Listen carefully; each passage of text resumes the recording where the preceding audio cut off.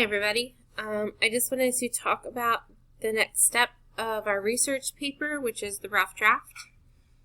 So this week you will be working on your rough draft. I did want to talk about the requirements for the rough draft because they have changed quite a bit. They will not be as stringent as they would be if we were still at school. So if you open up the green research paper folder, you will find the information about the research paper rough draft. So the first item is a turn-in, and then the second item is a formatting sheet to show you how to set up your paper, and then we have the rubric. So I did want to go over the rubric with you guys. This is what it looks like. So first column are the criteria, second column is the point value, and then points earned. So the rough draft is going to be worth 100 points. So the first item is the length of the paper. So the paper is going to be 3 to 5 pages, which is about half of the regular requirement. So you guys have already done your facts, and most of you that turned in your facts had 100 facts, so you should have plenty of information, enough information to write 3 to 5 pages. Okay. The next category is going to be this page setup. So you're going to use Times New Roman 12-point font. You will include page numbers on all pages, 1-inch margins, and your paper will be double spaced.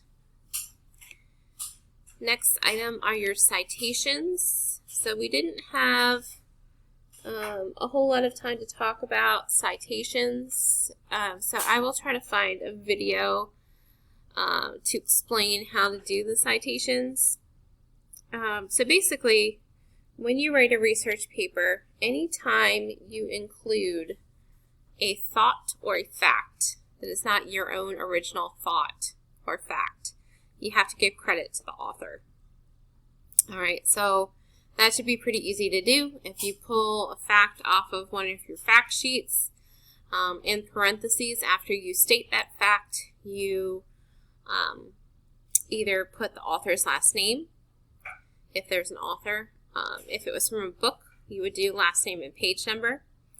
Or if there is no author, say you found an article online that didn't have an author, you would use the title of the article, or if it was a long title, you would just abbreviate it.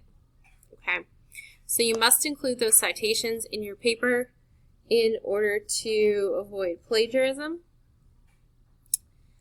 And again, I will try to find some more instruction on how to put those citations in place. Okay. Next item is your thesis statement. So don't forget your thesis goes at the end of your introductory paragraph. And those of you that sent me your thesis statements, please check the turn-in if you didn't see my comments. I think I commented on everybody's and gave some feedback about your thesis statements. Basically, you're making a claim and then giving 3 reasons why you support that claim. Okay.